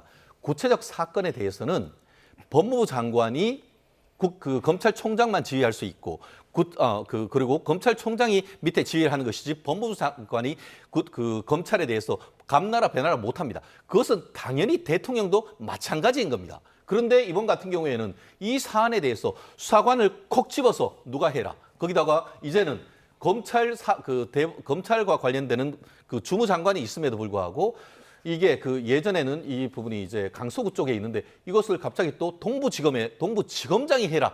저는 도대체 이 부분에 이렇게 해가지고는 만기칠람하는 것이 과연 가능한 겁니까? 그렇다고 하면 왜 법무부 장관이 왜 있는 것이죠?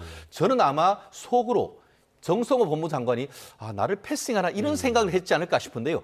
그렇기 때문에 지금 이와 같은 지휘 계통을 위반했는 부분이 결국 국민의힘 그 검찰 출신 국회의원들 같은 경우에 직권남용 권리행사 방해죄가 아니냐. 마치 최상병 특검과 관련해가지고 윤 전 대통령이 경로했던 그 사안에 대해서 수사하는 것처럼 이번 사안에 대해서도 수사를 하라라고 하는 취지로 지금 얘기하고 있기 때문에 이 부분에 대한 대통령실의 명확한 해명이 필요한 것이 아닌가 생각합니다. 네, 지금 뭐 귀를 의심했다라고 해주셨고 지금 이 사안과 관련해서는 백혜룡 경정이 당시 이제 한동훈 전 대표 관련 이야기를 좀 했었기 때문에 한 전 대표가 요즘 이와 관련한 인터뷰를 많이 하고 있습니다. 그 내용 좀 들어보고 이야기 이어가겠습니다.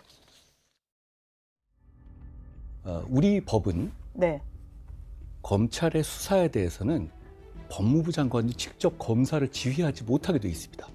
오로지 법무부 장관이 검찰총장에게만 수사지휘권을 발동해서 얘기할 수 있는 것이죠. 그렇죠? 대통령은 얘기할 수 없습니다. 백혜룡 씨의 주장에 따르면 백혜룡 씨는 자기가 수사의 압력을 받은 당사자라는 거 아니에요? 그런데 이재명 대통령은 그러면 수사 외압을 받은 피해자 보고 수사를 하라는 거거든요. 그거는 수사의 대원칙이잖아요. 그렇게 따지면 계엄 수사 저한테 맡기면 되는 거 아니에요? 이상하지 않습니까? 너무너무 이상한 얘기잖아요. 그렇게 따진다면 대장동 수사 김만배한테 맡기면 되는 거 아닙니까? 네, 조금 전에 이제 최 변호사께서 하신 얘기와 좀 일맥상통하는 이야기를 한 전 대표가 이야기를 했고, 지금 뭐 한 전 대표를 향한 의혹도 있잖아요. 이 사안과 관련해서. 그런데 이 의혹이 사실이면 본인은 정치를 떠나겠다. 이렇게 또 공언을 하기도 했는데 지금 어떻게 좀 들으셨어요? 글쎄요, 대통령께서 어떤 이야기를 하려면 그거 관련된 아마 보고들을 받아서 그거와 관련해서 이야기를 하는 거라고 저는 생각하는데요. 예. 그러면 이제 국무원들이 다 모여 있으면 거기에서 대통령 지시사항이라는 게 이제 나옵니다. 이제 그런 걸 적어서 그게 이제 절차에 맞는지 안 맞는지를 판단해가지고 국무위원들이 하게 되는 것이죠. 그래서 어떤 저것을 뭐 누구를 은밀히 불러가지고 뭐 이렇게 하라고 압력을 넣어서 뭐 이렇게 했다면 모르지만 국무회에서 그런 어떤 방향이나 이런 걸 얘기했다면 그것은 제가 볼 때는 그렇게까지 심각하게 볼 건 아니지만 어쨌든 특정 사안을 찍어서 하는 건 앞으로 좀 자중하실 필요가 있다라고 저는 생각을 합니다. 예. 자, 그리고 이제 마지막으로 어제 그 한덕수 전 국무총리 재판에서요. 계엄 당시 대통령실 CCTV가 일부 영상이 좀 공개가 됐습니다. 영상을 통해서 한 전 총리가 다른 국무위원들에게 지시가 내려지는 걸 보고도 대통령을 막지 않았다. 라는 걸 볼 수 있었다. 이렇게 특검이 설명을 했는데 최 변호사님 영상 좀 보셨습니까? 뭐 제대로 전부 다 보지는 못했습니다. 그렇지만 아시다시피 이 사안에 대해서는 그 특검이 한덕수 국무총리에 대해서 구속영장을 쳤을 때에 범죄 사실에 대한 소명의 다툼의 여지가 있다라고 생각을 했습니다. 그리고 저와 같은 그 관련되는 자료는 그 구속영장 청구하는 자리에서도 재판의 판사가 봤을 가능성이 상당히 높은 사안입니다.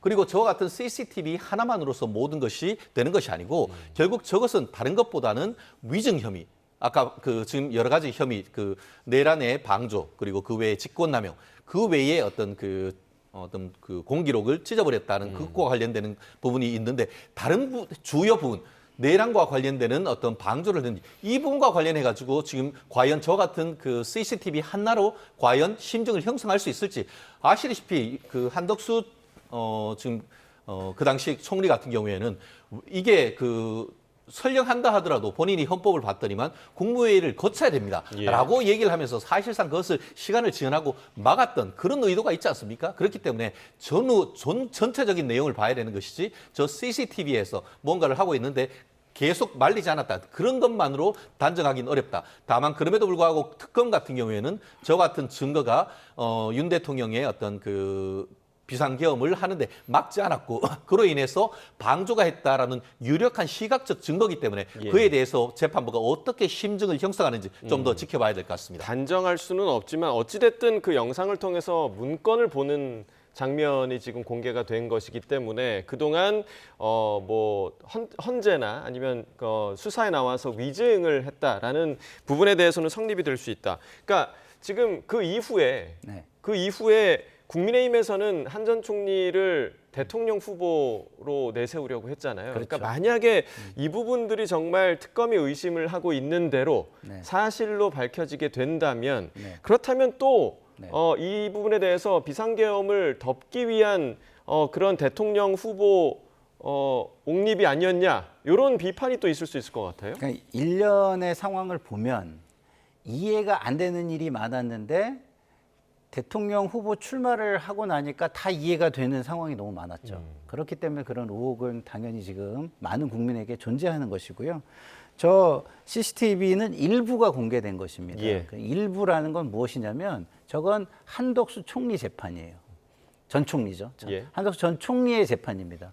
그러면 전 총리가 불법 계엄과 관련해가지고 이게 죄가 여러 단계가 있지만 방조 내지는 동조 했을 거라고 보여주는 정황을 보여주는 겁니다. 그리고 심증을 굳히는 데 있어서 가장 중요한 게 뭡니까? 보는 겁니다. Seeing is believing 아닙니까? 보는 것만큼 심증을 강하게 형성하는 건 없어요. 굉장히 강한 정황 증거로 작용할 것이다라고 저는 보고 있습니다. 네, 이 영상이 또 나머지 재판에 어떤 영향을 미칠지 계속해서 좀 지켜봐야 할 것 같습니다. 여기까지 듣겠습니다. 김상일 정치평론가, 최진영 변호사와 이야기 나눠봤습니다. 고맙습니다.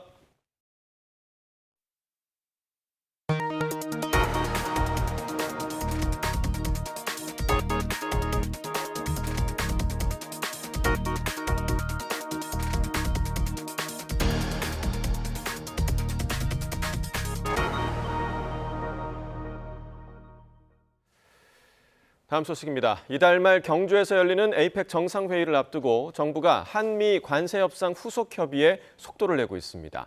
구윤철 경제부총리 겸 기획재정부 장관은 내일 방미길에 올라 미 재무장관과 한미 통화 스와프 체결 문제를 집중 논의할 것으로 보입니다. 워싱턴 홍상희 특파원입니다.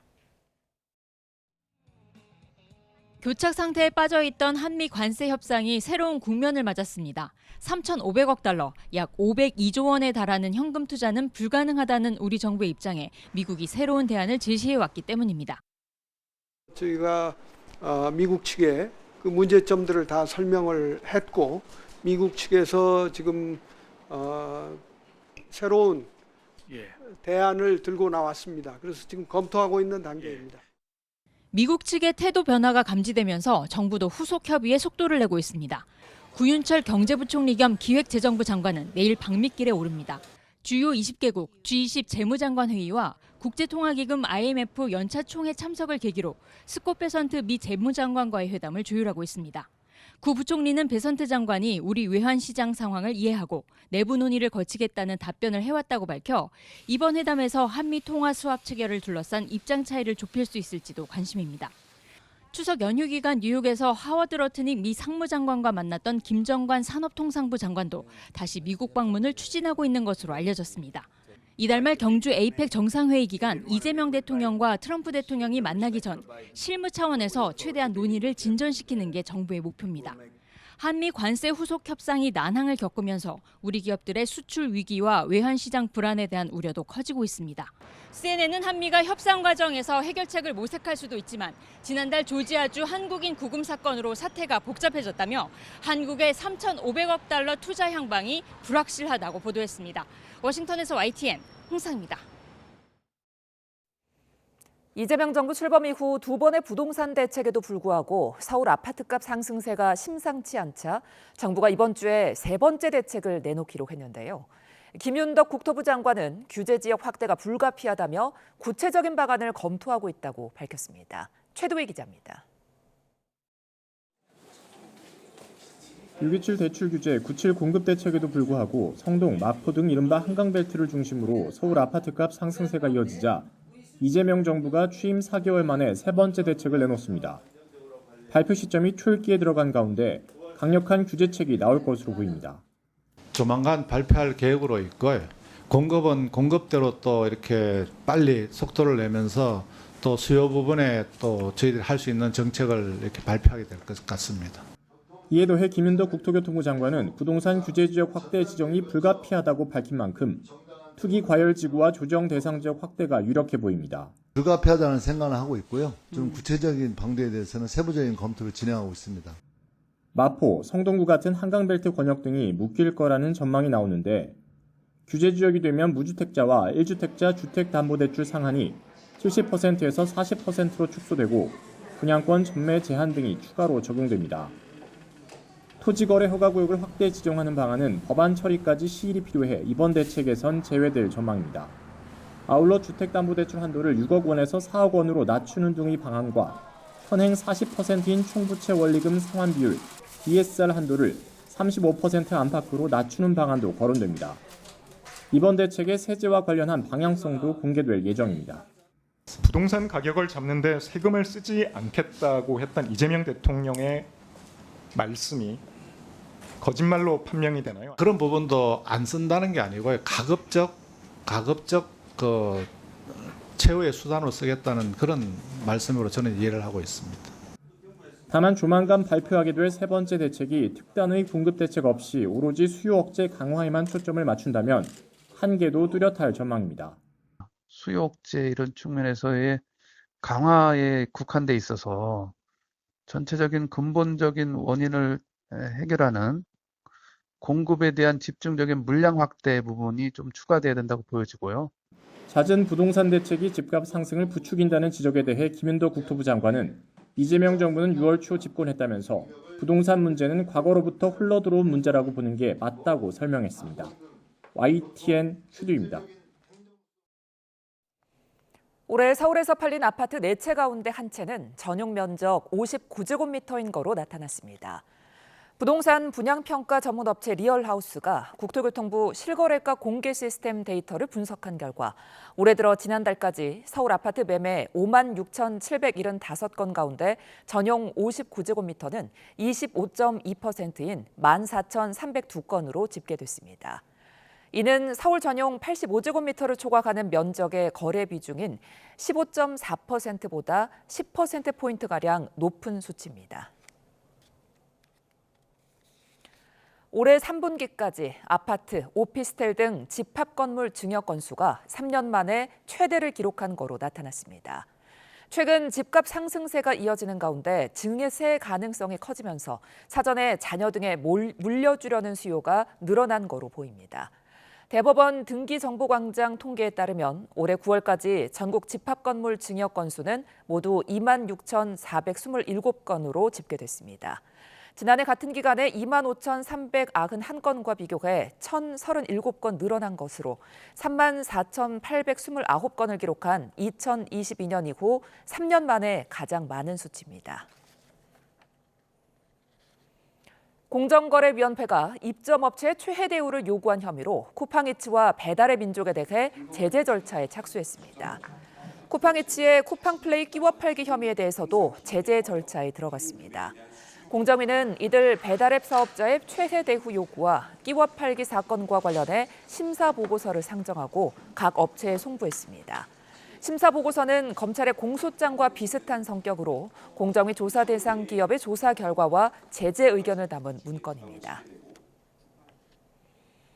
달러화 약세와 미국 금리 인하에 힘입어 국제 금값이 사상 처음으로 4,100달러를 넘어섰습니다. 금 현물 가격은 미국 동부 시간 기준 13일 밤 9시 50분 현재 4,134달러를 기록했고 뉴욕 상품거래소에서 12월 인도분 금 선물 가격도 0.48% 오른 온수당 4,153달러를 나타냈습니다. 이에 따라 올해 들어 금값 상승률은 57%를 넘어섰습니다. 같은 시간 은 현물 가격도 0.82% 오른 온수당 52.7달러를 기록했습니다. 이는 은파동 사태 당시인 1980년 1월 기록한 사상 최고치를 넘어선 가격으로 올해 은값 상승률은 73%로 금 가격 상승률을 크게 웃돕니다. 경기 의정부에서 비로 불어난 하천에 중학생 1명이 휩쓸려 실종됐습니다. 경찰과 소방당국은 늦은 밤까지 수색 작업을 벌였습니다. 밤사이 사건 사고 소식 정현우 기자입니다. 일렬로선 구조대원들이 가슴 높이까지 차오른 흙탕물을 헤치면서 앞으로 나아갑니다. 조명차에서 나오는 불빛과 손전등에 의지하면서 어두운 하천 일대를 꼼꼼하게 살펴봅니다. 어제 오후 5시 반쯤 10대 중학생 1명이 경기 의정부에 있는 중랑천에 빠져 실종됐습니다. 사고가 난 진검다리에는 당시 중학생 3명이 있었습니다. 그중 2명이 비 때문에 불어난 물에 휩쓸렸던 것으로 파악됐습니다. 신고 10여 분 만에 구조된 1명은 병원에 이송됐고 생명의 지장은 없는 것으로 파악됐습니다. 다만 다른 1명은 사고 지점 주위에서 발견되지 않아 경찰과 소방은 수색 범위를 더 넓혔습니다. 체력 소모가 있어서 지금 교대 중이고 시야가 어두워서 지금 이제 수변으로 좀 수색 중에 있다고 보면 되겠습니다. 광주 대구고속도로 한복판 승용차 한 대가 차선을 막고 섰습니다. 오늘 새벽 3시 10분쯤 승용차가 빗길에 미끄러지면서 가드레일을 들이받았습니다. 운전자는 크게 다치지 않은 것으로 전해졌습니다. 어제 저녁 7시 반쯤엔 경기 안산시 반월공단에 있는 2층짜리 도금 공장에서 불이 났습니다. 다친 사람은 없었고 불은 공장 건물 일부를 태우고 1시간 20여 분 만에 꺼졌습니다. YTN 정현우입니다. 충북 청주 청원경찰서는 시민들에게 상습적으로 폭행을 일삼은 20대 조직폭력배 A씨를 구속 상태로 검찰에 넘겼습니다. A씨는 지난 9월 충북 청주에 있는 주점 앞에서 싸움을 말린다는 이유로 피해 여성을 여러 차례 폭행한 혐의를 받고 있습니다. 경찰 조사에서 A씨는 지난 5월과 8월에도 112 신고를 가거나 다툼을 말린다는 이유 등으로 다른 시민들을 폭행한 거로 파악됐습니다. 국가정보자원관리원 전산실 화재로 멈춘 시스템 복구율이 40.5%로 나타났습니다. 중앙재난안전대책본부는 오늘 낮 12시 기준으로 전체 709개 시스템 가운데 287개가 정상화됐다고 밝혔습니다. 업무 영향이 크고 사용자 수가 많은 1등급 시스템은 전체 40개 가운데 31개가 복구돼 복구율은 77.5%에 이릅니다. 앞서 지난달 26일 밤 국정자원 대전센터 5층 전산실에서 배터리 이전 작업 중 불이 나 행정서비스 709개가 가동을 멈췄습니다. 하늘이 높고 맑다는 천고마비의 계절이지만 올해는 청명한 가을 하늘이 좀처럼 드러나지 않고 있는데요. 10월 들어 잦은 비가 이어지는 가운데 이번 주 역시 흐리고 비가 자주 내릴 전망입니다. 김민경 기자입니다. 긴 연휴가 끝난 첫 월요일, 여전히 흐린 하늘이 비를 뿌립니다. 시민들은 우산을 쓰고 젖은 거리를 걸으며 각자의 일상으로 향합니다. 애국가 가사에 등장할 만큼 맑고 푸르던 가을 하늘. 올해는 좀처럼 보기가 힘듭니다. 최근 우리나라 남쪽에 고기압이 머물며 따뜻하고 습한 공기가 북상했고 북서쪽에서는 차고 건조한 공기가 주기적으로 남하하면서 비가 자주 내렸습니다. 10월 들어 하루도 빠짐없이 전국 곳곳에 비가 내렸고 이번 주 역시 전국에 비가 내리거나 흐린 날이 이어질 걸로 예보됐습니다. 하지만 이번 주말을 기점으로는 날씨 상황이 달라질 걸로 보입니다. 주요 수치 예측 모델들이 일요일부터는 북쪽에서 찬 공기가 깊게 내려와 우리나라를 덮을 걸로 내다보고 있기 때문입니다. 기상청은 다음 주 초반 아침 기온이 연천과 철원 등 중부 내륙은 3도, 서울은 7도까지 뚝 떨어질 걸로 내다봤습니다. 다음 주 기온은 크게 낮아지겠지만 10월 내내 흐렸던 하늘이 찬 공기와 함께 비로소 제 빛깔을 되찾을 전망입니다.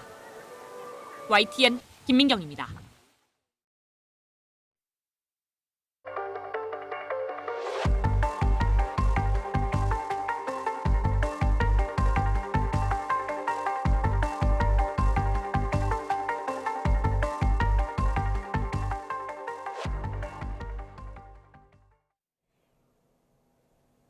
캄보디아에서 우리 국민들을 대상으로 강력범죄가 잇따라 발생하고 있습니다. 여전히 전국에서 캄보디아 납치 감금 신고가 이어지고 있는데요. 현지 상황 옥해실 캄보디아 한인회 부회장에게 직접 들어보겠습니다. 자, 부회장님 나와 계십니까? 네, 나왔습니다. 여기 있습니다. 예, 안녕하십니까. 외교부에 따르면 올해 8월까지 캄보디아 취업 사기 이후에 감금당했다는 신고가 330건이나 되는 거로 나타났는데요. 현지에서 보는 상황 지금 얼마나 심각합니까? 일단 일상은 굉장히 평화롭고, 예. 방송 시내나 이런 부분들은 언론에서 보도하는 것만큼 그렇게 위험한 부분은 1%도 없습니다. 근데 이제 한인회 쪽으로도 이 감금 신고가 좀 많이 들어온다면서요? 네, 지금 올해 저희가 구조한 인원들이 약 70명 정도 예. 이렇게 파악되고 있습니다.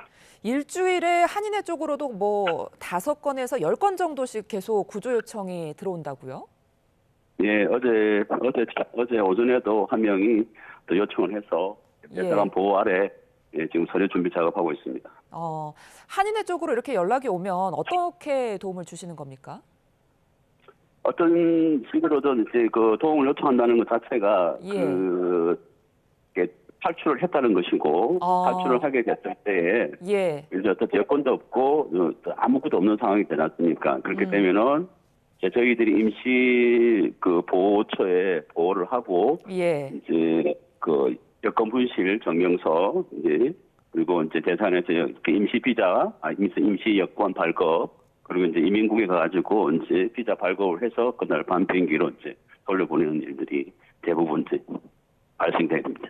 예. 자, 지금 캄보디아 내 범죄 단지가 여러 개 있고 또 규모가 생각보다 크다고 하는데 어떻게 파악하고 계십니까? 지금 제 규모가 큰 단지들은 사실상 폐쇄가 됐고요. 왜냐하면은 큰 단지들은 워낙 이제 드러나기 때문에 지금 다 빠져서 쪼개져 가지고 아주 이제 뭐 호텔이라든지 거주지라든지 이런 쪽으로 다 지금 이제 분할돼 가지고 지금 흩어져 있는 것 같고요. 대신에 이제 그 국경 가까운 쪽에 새로 지금 이제 단지들을 짓고 있다라는 그런 이야기를 들었습니다. 그 현지에서 보기에는 가장 위험한 지역이 어느 쪽인가요? 일단 시아누코빌은 워낙 이제 그 중국인들이 그 수십만 명 정도가 살고 있는 곳이기 때문에 어쩔 수 없이 그쪽에서는 뭐 불법적인 그런 형태로 뭐 총기라든지 이런 소유들이 다 있기 때문에 좀 강력한 범죄가 생겨나는 곳이다라고 얘기할 수 있습니다. 예. 그런데 이 범죄 단지를 탈출한다고 하더라도 공항에서 잡힌다 이런 이야기가 있던데 이게 빠져나오기가 굉장히 힘든 구조인가 봐요. 이게 이제 방이라고 있어요. 예, 부회장님 지금 연결 상태가 조금 좋지 않은 것 같은데요. 멘트를 좀 다시 한번 해주실 수 있을까요? 예, 현지 조직원들 팀장급 애들이 가지고 있는 수배방이라고 하는 방이 따로 있습니다. 아, 예. 그러니까 수배방에 이 친구가 도망을 갔으니 잡아오면은 첨부를 주겠다라는 이야기를 하게 되죠. 그러면은 그쪽에서 또 알고 있는 정보원들이나 브로커들한테 또 다시 이 사진하고가 또 전달이 되고요. 예. 택시 기사 불들부터 해가지고 이제 관심 있는 친구들이 아예 공항에서 대기하기도 하고 이제 택시를 타고 만약에 도망가게 될 그 지점에 숨어 있다가 잡아서 다시 또 복귀하는 그런 일들이 생겨나고 있습니다. 근데 최근 이렇게 캄보디아에서 납치나 감금 범죄가 늘어난 이유는 이유가 뭘까요? 일단은 이제 초창기 이런 이제 온라인 사기나 범죄 조직들에는 이제 시스템 자체가 견고하지 못했는데 지금은 이제 시간이 지나면서 나름대로 이제 그들이 가지고 있는 노하우라든지 시스템을 가지고 있을 거고 그러다 보니까 예전에는 허술하게 뭐 도망가고 그냥 탈출하고 이런 부분도 좀 쉬웠지만은 지금은 굉장히 더 많아졌다. 그러니까 어떤 이런 탈출이라든지 이런 부분들이 굉장히 어려워지고 있고 어떤 시스템들이 이제 자기도 잘 갖춰가는 거죠. 기본적으로 그런 부분들이 가장 힘들지 않을까라는 생각이 들어요. 예. 그런데 이제 그 중에서도 왜 이렇게 한국인을 겨냥한 납치 살해 범죄가 빈번하게 나타나는 걸까요? 그렇지는 않고요. 지금 뭐 다른 나라도 굉장히 많은 사건 사고로 이제 일어나는데 사실 다른 나라에 비하면은 굉장히 우리나라가 작은 숫자고 그렇게 많지는 않는데 어쨌든 이런 부분들이 유독 또 이렇게 어그로를 끌고 있는지 저도 참 궁금한 상황이기도 하고요. 우리 국민들이 납치가 됐을 때 주로 어떤 역할을 하게 되는 건가요? 범죄 단지에서? 다시 한 번 더 말씀해 주십시오. 납치된 한국인들이 범죄 단지에서 어떤 역할을 하는 건지 좀 궁금하거든요. 그렇죠. 어쨌든 지금 단지 같은 경우는 이제 총합이죠. 그러니까 뭐 온라인 시스템 이렇게 보이스피싱 그리고 바디캠 이런 형태로 이게 아주 다양한 그런 범죄들을 이제 다각화해 가지고 하다못해 이제 카지노 형태를 만들어 가지고 이게 아바타 시스템까지 그런 부분들까지 이렇게 완벽으로 그렇게 만들어서 이제 단지에서 많이 사용했고요. 그런 부분들이 이제 단지가 사라지고 하면서 이제 좀 다 분할해가지고 이렇게 나눠지게 되겠죠.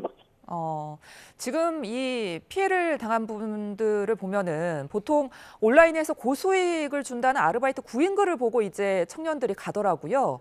이게 사실상 현지에서 좀 불가능한 조건인 거죠? 그런 일이 있으면 여기 살고 있는 현지 교민들이 하지. 상식적으로 생각했을 때 여기 오래되고 상황들을 잘 알고 있는 친구들이 그 일을 하지. 이런 광고가 나올 리가 없지 않습니까? 그러니까 월 1,000만 원 이상을 벌 수 있다 이런 말들을 언급하지만 전혀 이렇게 벌 수가 없는 구조라는 거죠, 그 나라에서. 제가 지금 알고 있는 이야기로는 팀장급들은 엄청난 그런 고수익을 받고 있고요. 밑에 팀원들이 이제 팀원들 중에서 소위 말하는 에이스들은 그 정도까지 가능하다라고 듣고 있어요. 그렇군요. 그런데 지금 이 캄보디아 현지에서 취업 사기나 감금 같은 피해 우려 목소리가 계속 나왔다는데 언제부터 이런 문제들이 제기됐습니까? 저희 한인회에서 교민안전지원단이라는 그걸 13대 한인대 때부터 이제 가동을 했는데, 물론 12대 때도 있었고, 그러다 보니까 벌써 4, 5년 전부터 이런 활동을 하고 있었거든요. 그때도 이런 일들은 계속해서 조금씩 발생됐었고 이런 문제가 사회 문제가 될 것이다라고 끊임없이 이야기를 했는데 뭐 사실은 크게 와닿지 않은 거죠. 누군가 죽고 다쳐야 또 이렇게 막 이슈가 되니까. 예.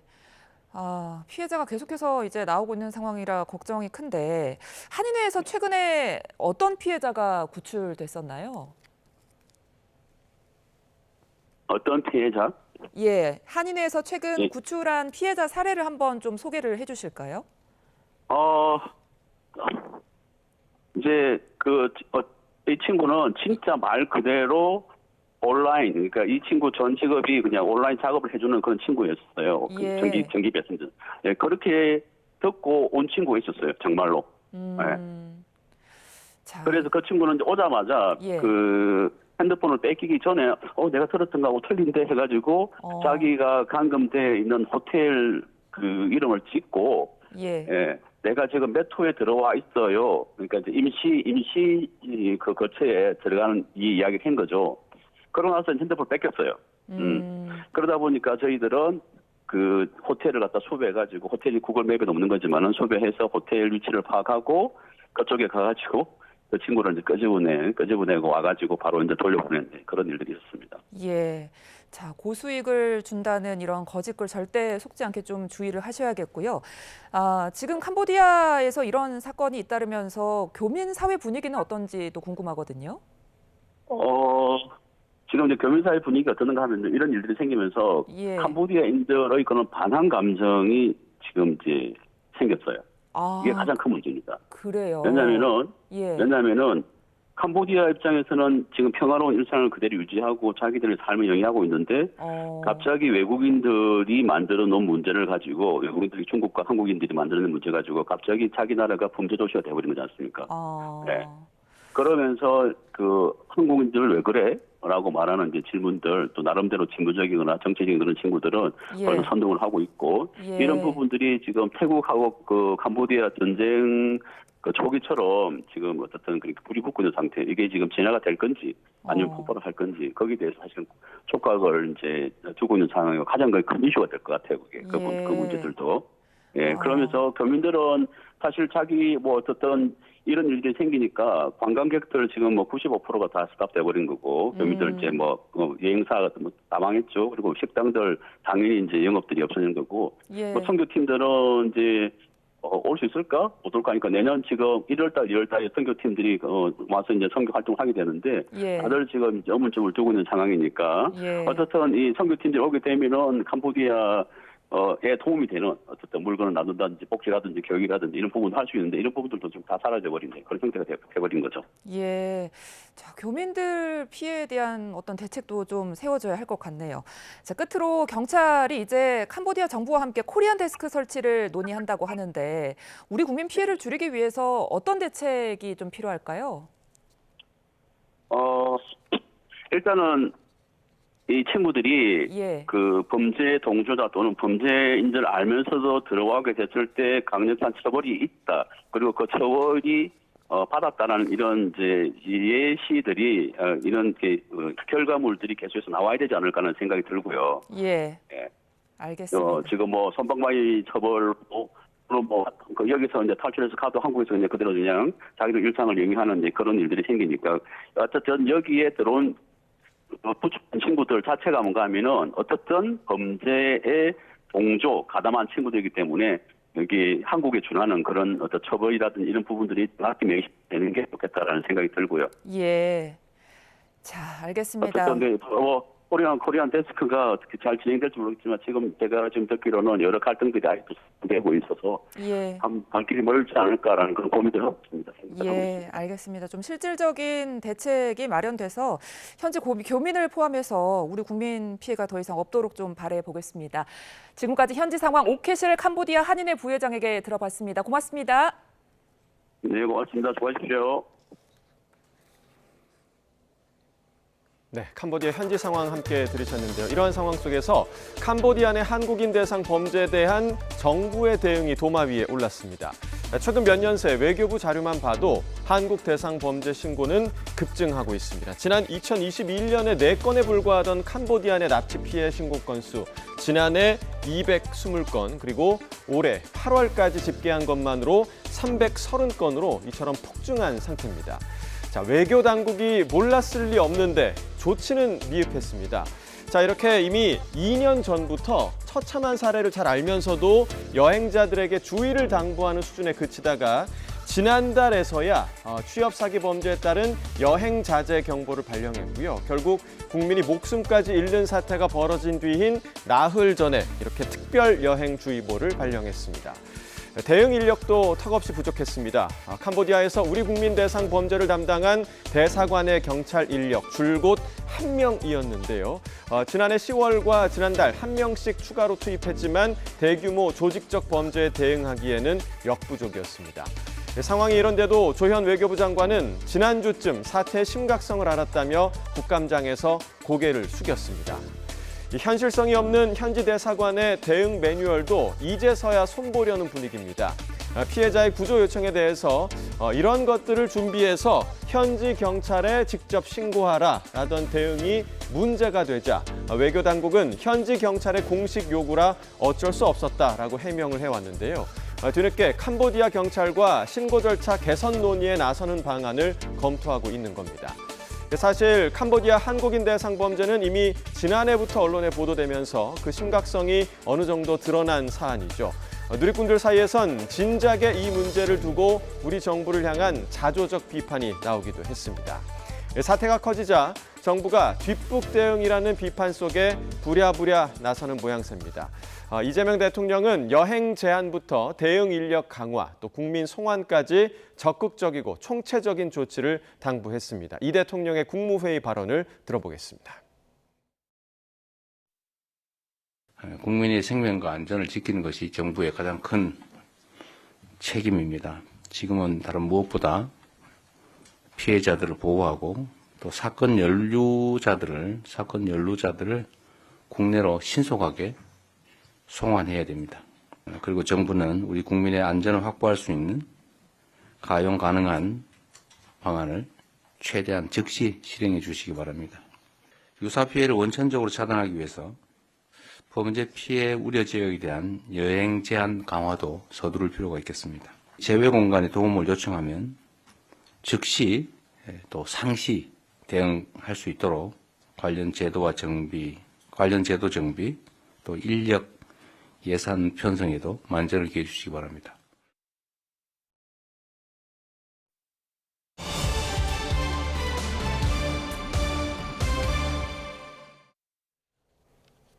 프로야구 준 플레이오프에서 삼성이 3차전을 잡고 플레이오프 진출에 1승을 남겼습니다. 가을 사나이 원태인이 SSG 앤더슨과 선발 맞대결에서 완승을 거두고 팀 승리를 이끌었습니다. 이경재 기자입니다. 비가 내리며 하늘은 잔뜩 찌푸렸지만 푸른 피의 에이스 원태인의 투구는 맑음이었습니다.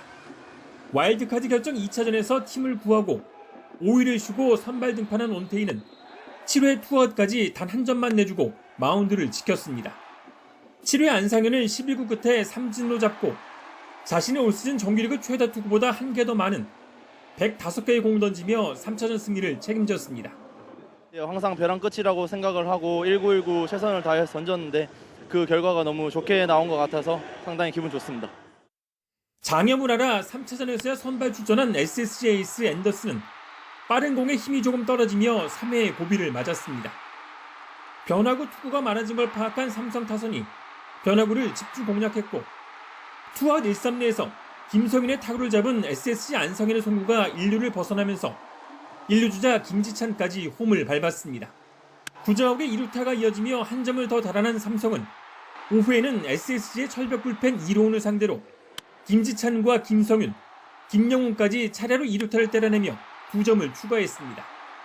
SSG는 9회 고명준이 준 플레이오프 3경기 연속 홈런포를 쏘올리며 2점 차까지 따라붙었지만 삼성은 마무리 김재윤이 3타자를 차례로 잡아내고 3차전 승리를 따냈습니다.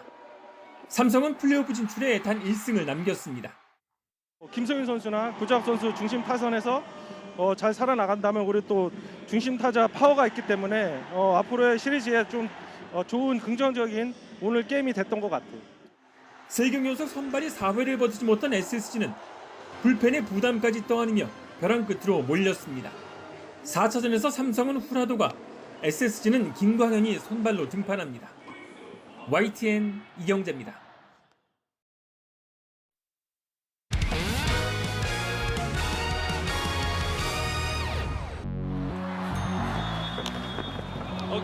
네. 아웃. 예. 지금 고명준 선수에게 맞으면서 바로 아웃이 됐습니다. 네. 보기 드문 장면이죠. 그렇죠. 네. 네. 본인이 피하려고 했는데 피하지 못했어요. 네. 처음에 타구를 잘 못 봤어요. 예. 네. 바로 아웃이 됐습니다. 노벌 투 스트라이크. 또 남겼습니다. 유격수 이재현 잡고 1루에 1루에서 성이 빠졌습니다. 실책이 나옵니다. 그러면 실책할 이유가 전혀 없었던 실책이에요. 시간적 여유도 있었고 스텝도 한번 충분히 밟아줬고 예. 송구가 좀 벗어나면서 또 송구 미스가 나왔습니다. 예.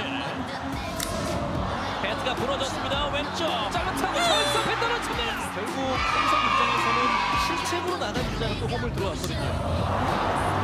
사실은 투수도 다른 선수가 이런 부분에 있어서 좀 아쉬워요. 예.